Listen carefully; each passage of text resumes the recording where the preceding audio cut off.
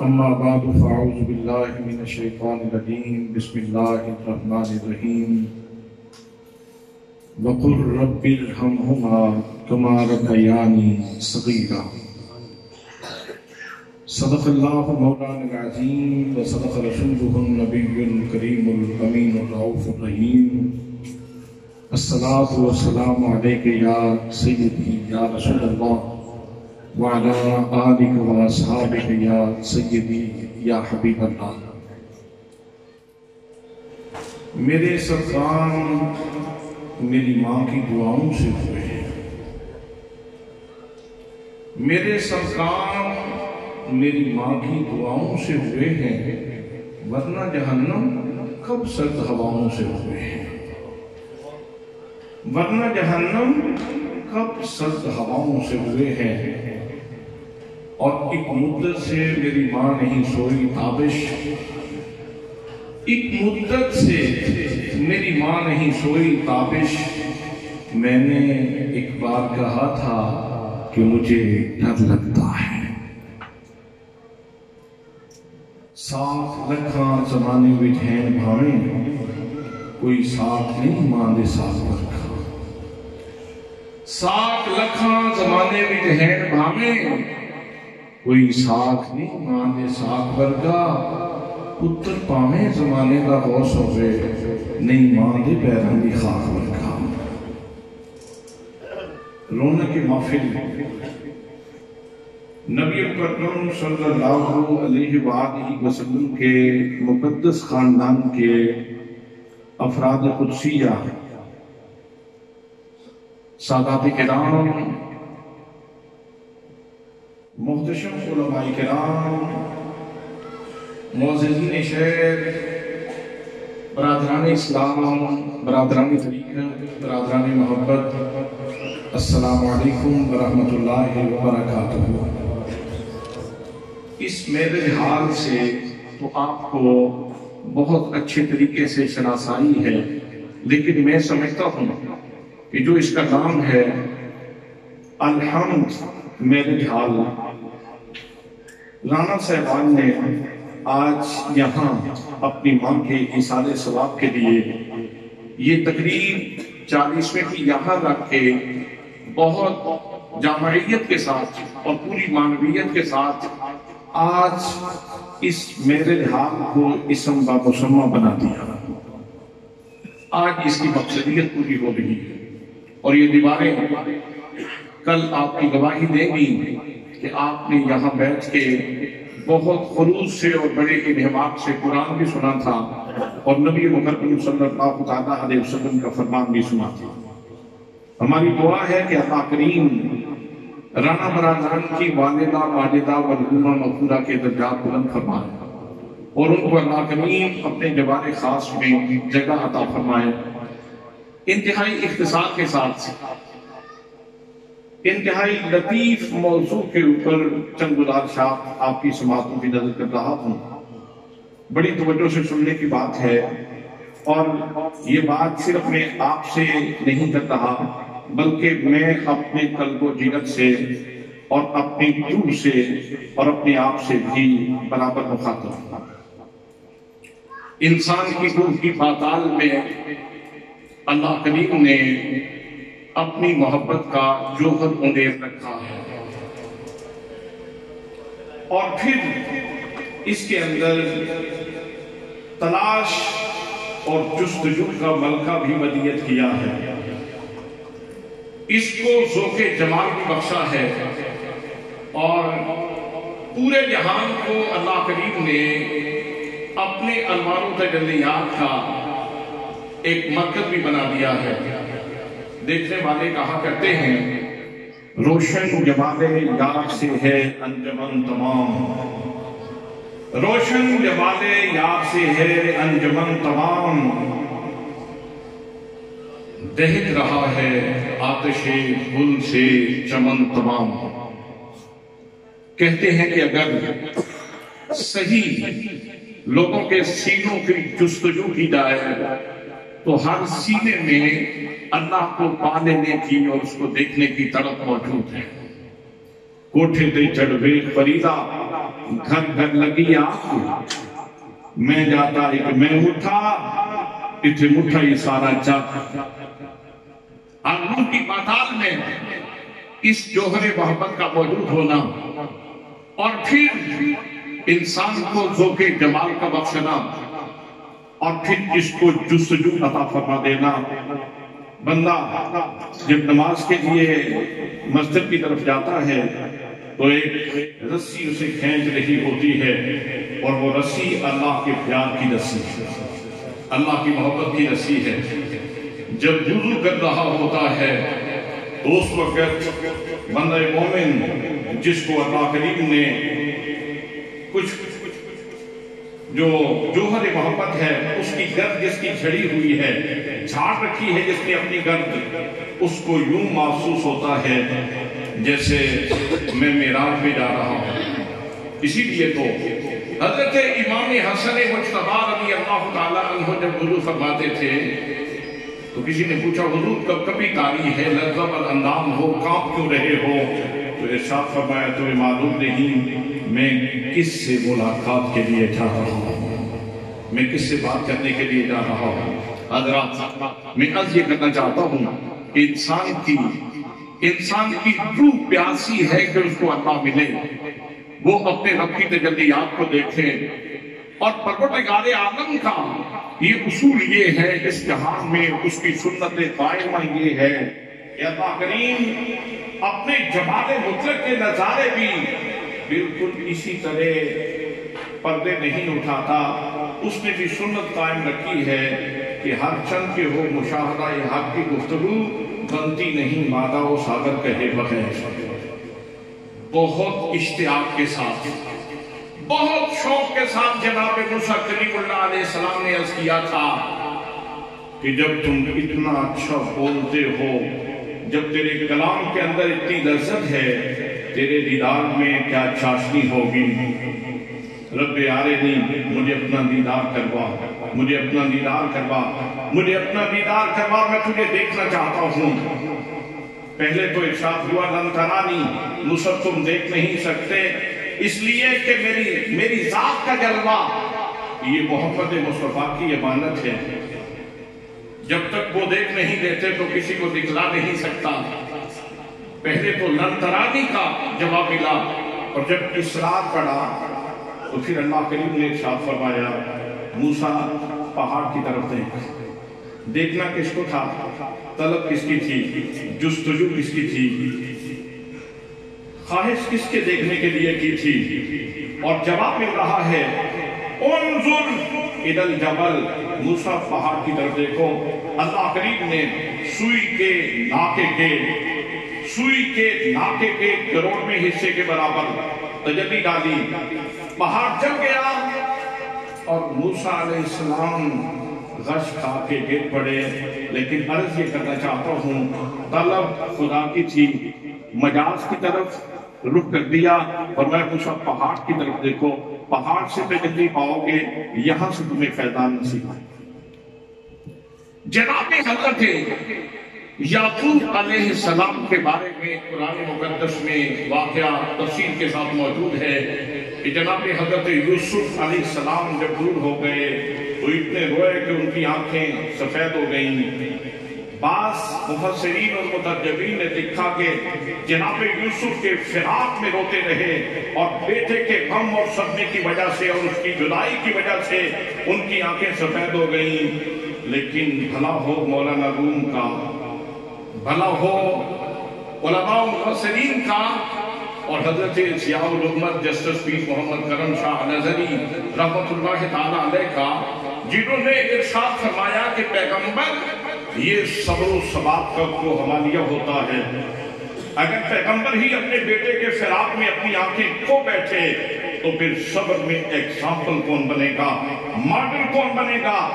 سن لو, جناب حضرت یعقوب علیہ السلام روتے رہے تھے, جناب یوسف آنکھوں سے اوجل ہوئے تھے, روتے رہے, کوئی شک نہیں. لیکن جناب یعقوب علیہ السلام کا رونا یہ یوسف کے فراق کی وجہ سے نہیں تھا. چہرہ یوسف کو اللہ نے اپنی تجلیات کا مرکز بنایا تھا.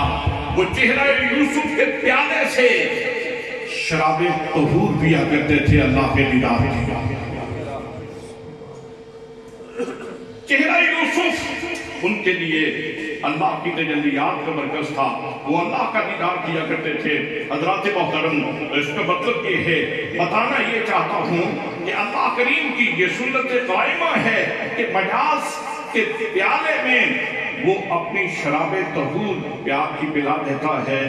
تو ایک کوہ طور آپ کے اپنے گھر میں موجود ہے، ایک کوہ طور نہیں، دو کوہ طور موجود ہیں، دو کوہ طور ہر گھر میں موجود ہیں۔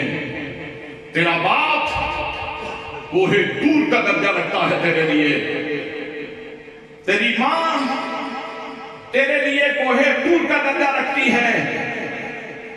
ہر بندے میں فیضان اور خیرات اپنے ظرف کے حساب سے دینا ہوتی ہے۔ چونٹی کا ظرف چھوٹا ہوتا ہے، ہاتھی کا ظرف بڑا ہوتا ہے۔ خیرات تو اپنے ظرف کے مطابق ملتی ہے اور باطن کی پاکیزگی کے حساب سے ملتی ہے۔ جتنا تیرے اندر یہ طلب زیادہ ہوگی اور پاکیزگی زیادہ ہوگی، اور جتنی تیری آنکھوں کو طہارت زیادہ نصیب ہوگی، اور جتنی روح کی پاکیزگی زیادہ نصیب ہوگی، خیرات تو اس کے حساب سے ملے گی۔ لیکن اگر توجہ کریں تو سنو تو صحیح کہ نغمہ الہام قرآن مقدس، کتاب انقلاب قرآن مقدس کیا کہہ رہا ہے؟ فرمایا وَقُلْ رَبِّ ارْحَمْهُمَا كَمَا رَبَّيَانِي صَغِيرًا۔ کہہ دیں ایک دفعہ سبحان اللہ، پھر ایک دفعہ کہیں سبحان اللہ۔ فرمایا محبوب، بات تو سیدھی سیدھی بھی کر سکتا ہوں، میں یہ بھی کہہ سکتا ہوں کہ یہ دعا مانگو اور لوگوں سے مخاطب ہو جاؤں، لیکن تیرے غلاموں کا مزاج یہ ہے کہ وہ تیرے دائیں بائیں اس لیے پھرتے رہتے ہیں کہ تیری میٹھی زبان سے کچھ سننے کو مل جائے، اس لیے اپنی زبان سے کہو، قل کہو میرے پیارے محبوب۔ اور پھر آپ کی وساطت سے آگے امت کو حکم دیا جا رہا ہے، یہ دعا کرو۔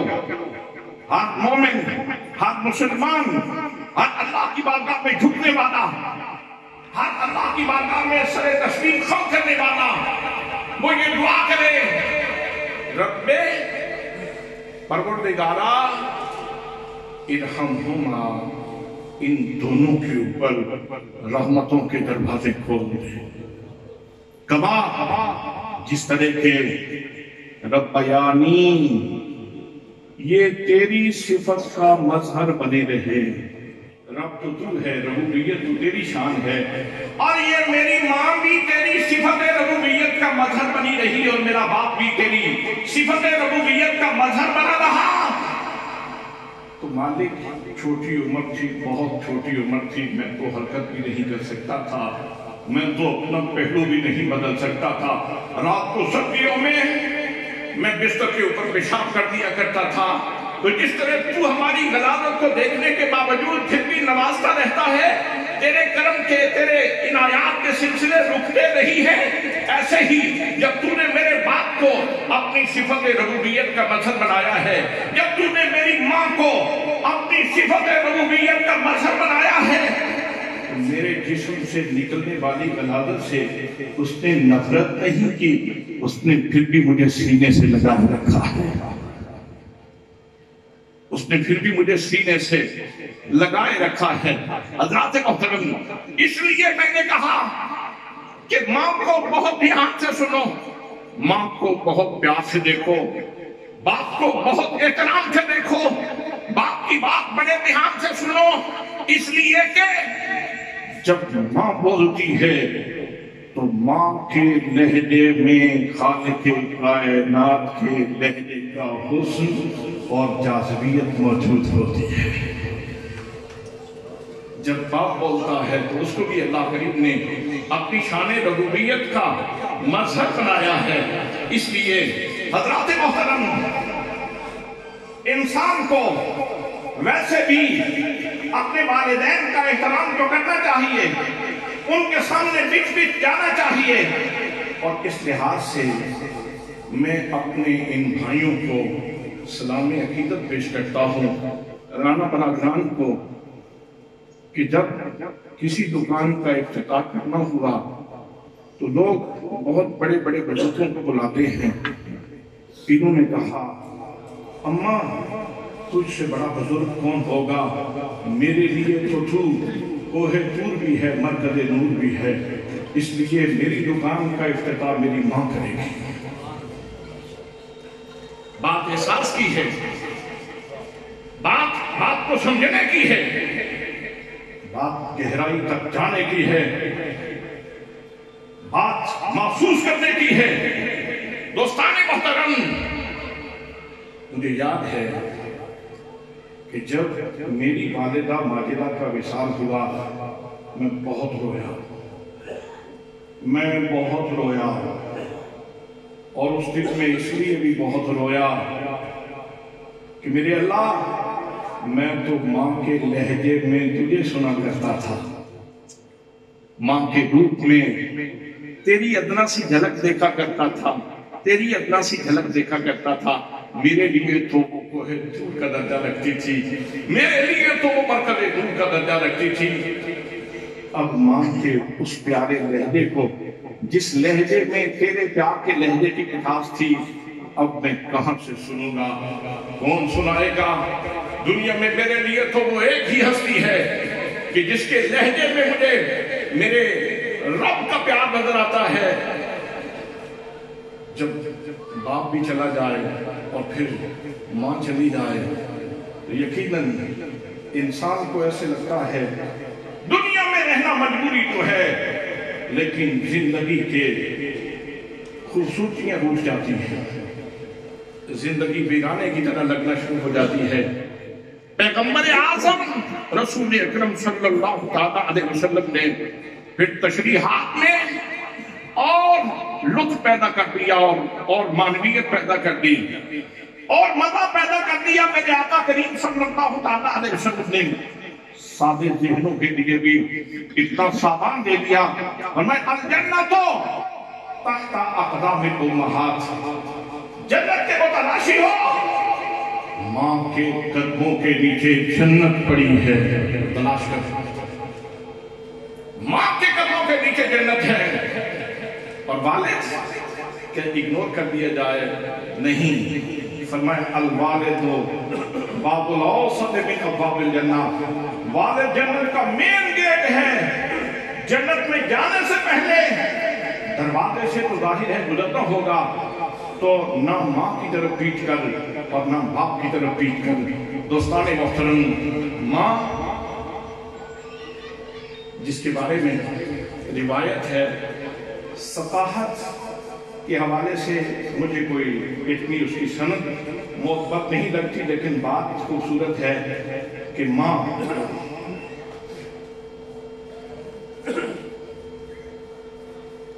کہ اللہ کریم 70 ماؤں سے زیادہ مہربان ہے. روایت کی ثقافت اپنی جگہ پہ، لیکن اس کی لذت وہ لینے کی ہے. 70 ماؤں سے زیادہ میرا رب مہربان ہے. اور وہ مائیں عام مائیں نہیں، سیدہ فاطمہ زہرا سے لے کر کے مائی حوا تک سلیکٹڈ مائیں، 70 ماؤں سے زیادہ مہربان ہے. حضرات، اس میں ایک تو یہ ہے کہ اللہ کریم کا کرم جھلکتا ہے، اس کی عنایت جھلکتی ہے اور اس کا کرم انسان کو نظر آتا ہے. لیکن اس کا ایک مفہوم یہ بھی ہے کہ ماں کے روپ میں ایک جھلک رب کے پیار کی بھی موجود ہے. بات لمبی ہو رہی ہے، اختصار کرتا ہوں.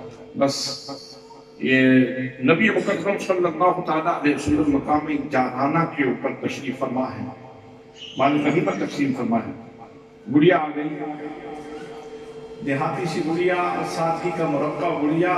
سبحان اللہ، جیسے ہی میرے آقا نے دیکھا تو آپ دوڑ پڑے، امی امی امی، میری ماں آ گئی، میری ماں آ گئی، میری ماں آ گئی. میرے آقا کریم صلی اللہ تعالیٰ علیہ وسلم کے پاس تشریف لائیں، نبیوں کے امام، رسولوں کے امام جناب جبریل امین بھی جن کی بارگاہ میں آئے تو دو دانو ہو کے بیٹھے. نبیوں کے امام نے اپنی چادر اتاری اور اس گڑیا کے قدموں کے نیچے بچھاتے ہیں۔ ارے جس چادر کی باتیں حریم قدس میں ہوتی ہیں، حریم کبریا میں ہوتی ہیں، حریم ناز میں ہوتی ہیں، اور شیخ اللہ میں جس کی باتیں ہوتی ہیں، اور جس قرآن کو اللہ کے جس چادر کو اللہ کریم نے قرآن کی جنت بنایا ہے، یا ایھا المزمل کے پاکیزہ الفاظ سے، وہ چادر نیچے ہے اور گڑیا اوپر بیٹھی ہے، نبیوں کا امام نیچے بیٹھے ہیں۔ حضرات اب یہاں یہ بات عرض کروں کہ ان کا مقام کتنا ہے، تو وہ تو آپ سب کے سینوں میں ان کا مقام، اس کے نقوش بڑے واضح انداز میں موجود ہیں کہ عالم ارواح ہو تو سارے نبیوں کی روحوں کو اکٹھا کر کے ارشاد فرماتا ہے کہ پہلے وہاں جانے سے، دنیا میں جانے سے پہلے ان کے امتی ہونے کا اعتراف کرو، اقرار کرو، پھر بھیجوں گا، پھر تاج دوں گا، پھر دستار دوں گا، پھر منصب دوں گا، پھر مقام دوں گا، پھر رفعت دوں گا، پھر سکوت دوں گا، پھر عنایات کروں گا، پھر کرم کے دروازے کھولوں گا۔ پہلے ان کے امتی ہونے کا اعتراف کرو۔ عالم ارواح دنیا میں جتنے عالم برزخ میں تشریف لے گئے اور جتنے عالم دنیا میں تھے، ان سب کو بلایا اور بلا کے کہا مسجد اقصیٰ میں سارے ایک دفعہ میرے مصطفیٰ کے پیچھے نماز پڑھنے کی سعادت حاصل کر لیں۔ حضرات مجمع محشر میں جب سب چہروں کے اوپر غم ہوگا، جناب آدم علیہ السلام سے لے کر کے جناب عیسیٰ علیہ السلام تلک، جب نبیوں کے چہرے کے اوپر بھی افسردگی ہوگی تو سارے چہروں کی، اللہ کے نیک بندوں کے چہروں کی بہار اور تبسم کا باعث بھی مصطفیٰ کی زبان سے نکلنے والے الفاظ بنیں گے، الفاظ بنیں گے۔ اتنی بڑی ہستی وہ نیچے بیٹھی ہیں، آپ نیچے تشریف فرما ہے، گڑیا اوپر بیٹھی ہے، اور میں اس کے دستے مقدس پہ قربان جاؤں جو اپنے ہاتھوں کو بڑھا کر مصطفیٰ کی زلفوں میں ہاتھ ڈال کر پیار بھی کر رہی ہے، گفتگو بھی کر رہی ہے۔ سبحان اللہ، سبحان اللہ، سبحان اللہ، سبحان اللہ۔ کیا اس کا مقدر ہے، کیا اس کا وقت ہے، کیا اس کو اللہ کریم نے سعادتوں کی معراج عطا فرمائی ہے، اپنی سادگی میں گفتگو بھی کر رہی ہے اور ساتھ ہی ساتھ زلفوں میں ہاتھ ڈال کے پیار بھی کر رہی ہے۔ سب جھکا کے نبیوں کا امام بیٹھا ہے۔ جب کافی گفتگو ہو چکی تو گڑیا جانے لگی، آپ نے اس کو ہدایہ پیش کی ہے۔ ماں کی خدمت میں مصطفیٰ کریم کا ہدایہ پیش کرنے کا انداز کیا ہوگا، ہدایہ پیش کرنے کا انداز کیا ہوگا حضرات۔ اور جب وہ چلی گئی تو کوئی ایسا بندہ بھی تھا جو نو مسلم تھا، اس نے کہا یہ خاتون کون تھی جن کی اتنی تکریم کی جا رہی تھی، جن کو اتنا احترام دیا جا رہا تھا؟ تو جواب ملا، میرے آقا نے فرمایا یہ میری ماں حلیمہ تھی، یہ میری ماں حلیمہ تھی۔ حضرات اگر دودھ پلانے والی ماں کا یہ مقام ہے، جنم دینے والی ماں کا مقام کیا ہوگا، جنم دینے والی ماں کا مقام کیا ہوگا۔ میں بارے دیگر اپنے ان بھائیوں کو، ان عزیزوں کو اس خوش بختی کے اوپر، بے شک ہے غم کا موقع اور یقیناً ان کے دل مجروح ہیں، لیکن انہوں نے جس طرح آج کی اس جگہ کا انتخاب کیا، انہوں نے اس کو ہلکا نہیں جانا، چلو ٹھیک ہے چیزم کروانا ہے کروا دو۔ انہوں نے حقیقت میں انہوں نے آپ لوگوں کو تکریم دی ہے، لیکن اس سے زیادہ انہوں نے اپنی ماں کے نام کو تکریم دی ہے۔ آپ سبھی لوگ آج تشریف لائے ہیں تو انہوں نے اپنی ماں کے نام کو، اس کے مقام کو تکریم دی ہے، میں اس میں ان کو سلوٹ کرتا ہوں۔ انہوں نے ہمیشہ اپنے والدین کو اسی طرح احترام دیا ہے، اور وصال کے بعد بھی اب اس کے اوپر دلائل آپ سنتے رہتے ہیں کہ قرآن کیسے پہنچتا ہے، صدقہ کیسے پہنچتا ہے، نیک اعمال کیسے پہنچتے ہیں، وہ ساری کی ساری چیزیں بندہ مومن کو اللہ کریم عطا فرماتا ہے، ثواب پہنچتا ہے، اس لیے کہ میرے آقا کریم صلی اللہ تعالیٰ علیہ وسلم کی زبان فیض ترجمان سے یہ حقائق ہم تک پہنچے ہیں، اور ہم یہ سمجھتے ہیں کہ حضور صلی اللہ تعالیٰ علیہ وسلم اللہ کے سسٹم کے ترجمان ہیں، جو آپ نے فرمایا آسمان پھٹ سکتا ہے، زمین گر سکتی ہے، لیکن محمد مصطفیٰ کا فرمان غلط نہیں ہو سکتا۔ بس آخر میں اتنا کہوں گا، جن کی مائیں باپ زندہ ہیں آج کے بعد ان کی بولی سنو تو اس میں سے یزدانی لہجے کی، رحمانی لہجے کی تلاش کرو کہ ماں کے لہجے میں اللہ کا پیار کتنا ہے اور باپ کے لہجے میں اللہ کا پیار کتنا ہے۔ آخر میں اپنے بھائی جناب مولانا گلزار رسول صاحب کا شکریہ ادا کرتا ہوں۔ میں نے ان کو نہیں کہا تھا کہ کتاب کا آپ تعارف کروائیں، میں نے نہیں کہا تھا، انہوں نے خود پڑھی، ان کے اندر دل کے اندر امنگ جاگی اور انہوں نے وہ میری کتاب کا تعارف کروا دیا۔ ویسے وہ اپنے منہ میاں مٹھو بننا کوئی اچھی بات نہیں ہوتی، لیکن اتنی بات ہے کہ جس بھی اللہ کے بندے نے پڑھی ہے وہ کہتا ہے یار یہ اور لوگوں تک بھی پہنچنی چاہیے۔ اس میں تمام معاشی، معاشرتی، سیاسی، اعتقادی اور عملی خرابیوں کی اصلاح کا ادارہ نماز اس عنوان پہ گفتگو کی گئی ہے۔ اللہ کریم ہم سب کو نماز کی حقیقی لذتیں نصیب فرمائے۔ وما علینا الا البلاغ۔